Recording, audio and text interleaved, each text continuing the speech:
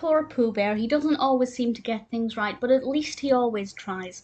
This is what we get with Friend Indeed, which is the second episode of the first season of the New Adventures of Winnie the Pooh.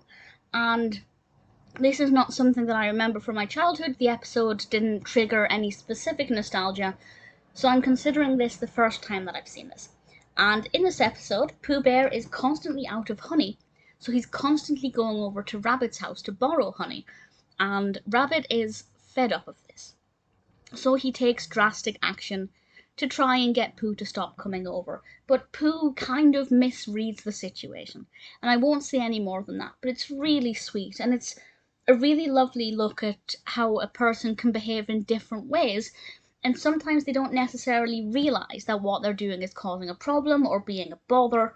Certainly with the case here, Pooh Bear didn't really realise that Rabbit was being inconvenienced by him constantly asking for honey.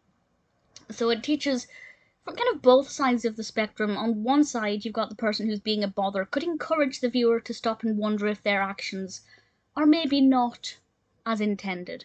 And on the flip side, if somebody is bothering you, maybe take a step back and look at it from their perspective. They might not realise what they're doing, and maybe you just need to tell them straight. I think it's cute, it's good fun, it's got nice little messages in it.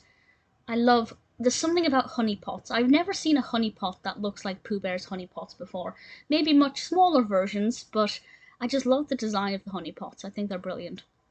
It's a nice little episode. I thought it was cute.